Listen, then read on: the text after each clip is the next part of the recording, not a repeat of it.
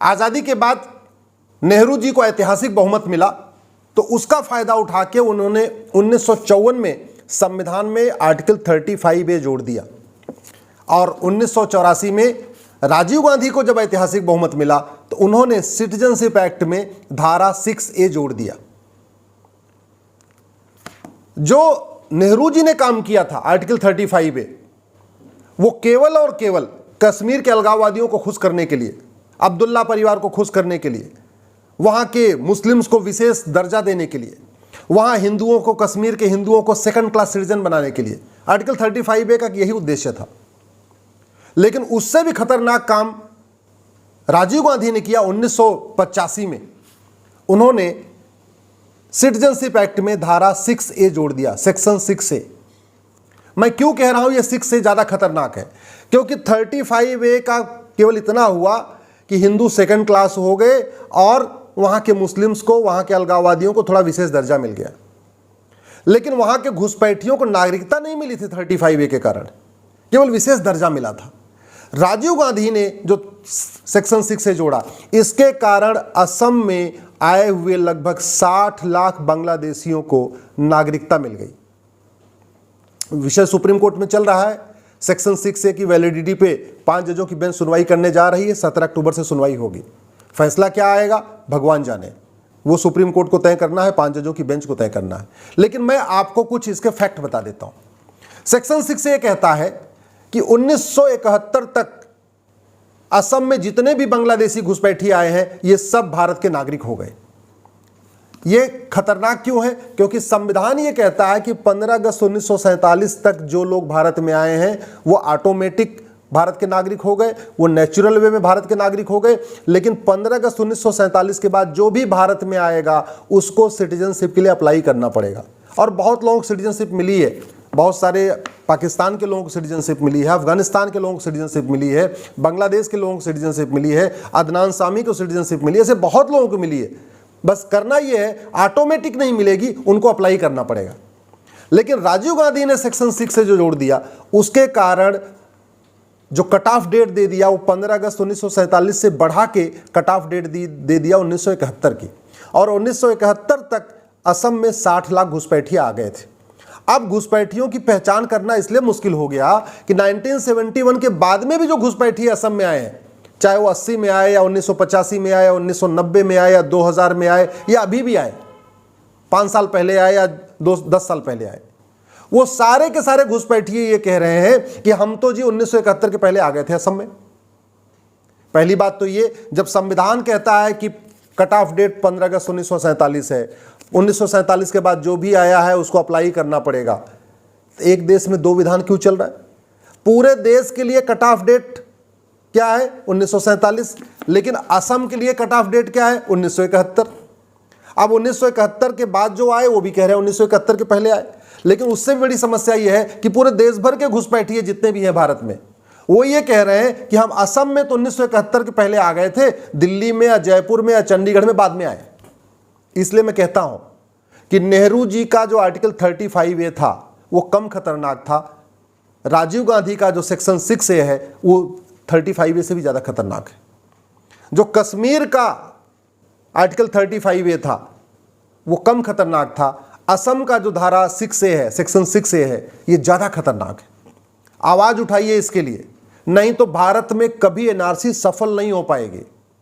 6A के कारण पूरे देश के घुसपैठिए जब भी पकड़े जाएंगे वो ये कहेंगे कि भाई हम तो मुंबई में बाद में आए हैं या बेंगलोर में बाद में आए हैं, चंडीगढ़ में बाद में आए हैं, हम 71 के पहले आ गए थे असम में। फिर ये 6A आपके साथ खड़ा हो जाएगा। और इस 6A का बचाव करने के लिए कम से कम 10 पिटीशन सुप्रीम कोर्ट में आई हैं।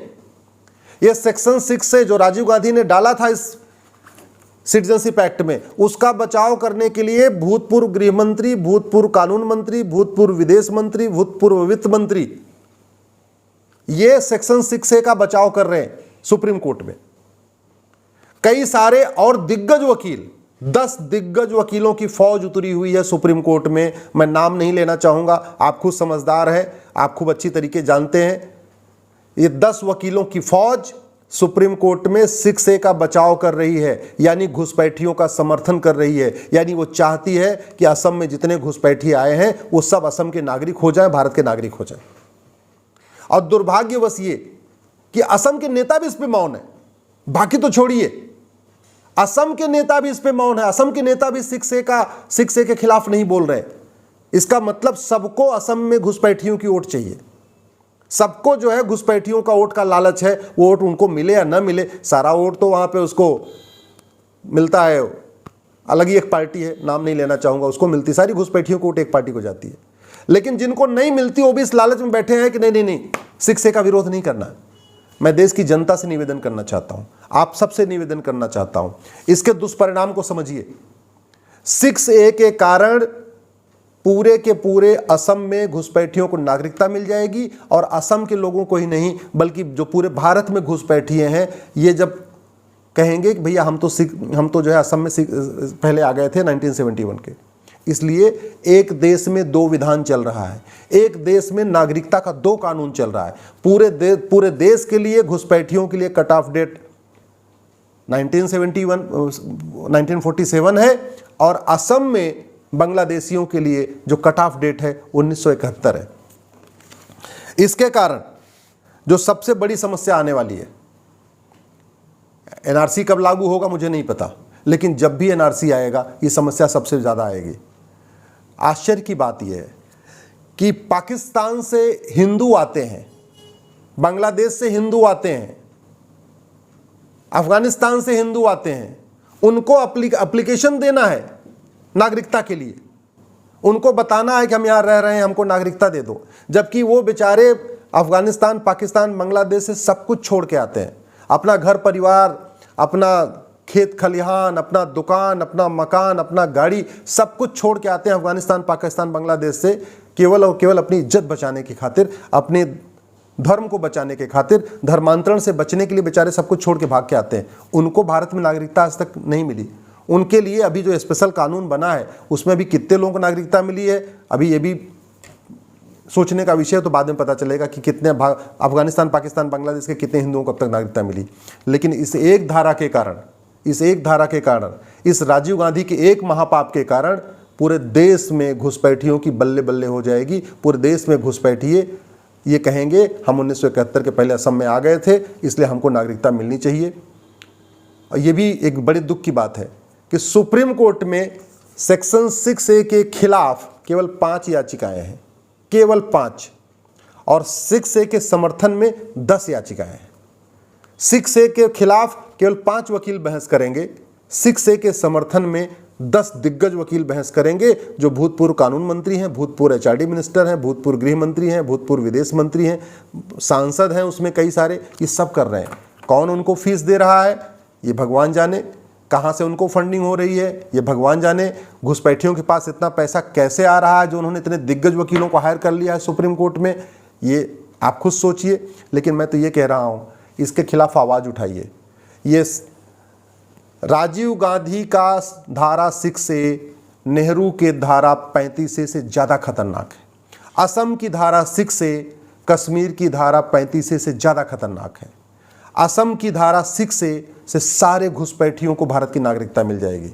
असम की धारा 6A के कारण हिंदू वहाँ माइनॉरिटी हो जाएंगे, 9 जिलों में तो पहले ही माइनॉरिटी हो चुके हैं। असम की धारा 6A के कारण पूरे असम की डेमोग्राफी बदल जाएगी, और असम की धारा 6A के कारण धीरे धीरे धीरे पूरे भारत की डेमोग्राफी बदल जाएगी। क्योंकि असम में तो 60 लाख आए थे, अब तो 1 करोड़ के आसपास हो चुके हैं, लेकिन पूरे देश में 5 करोड़ से ज़्यादा घुसपैठिए हैं।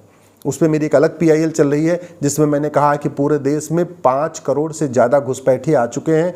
वो बच्चे भी पैदा कर रहे हैं, अपने परिवार को भी बढ़ा रहे हैं, सब कुछ बढ़ा रहे हैं।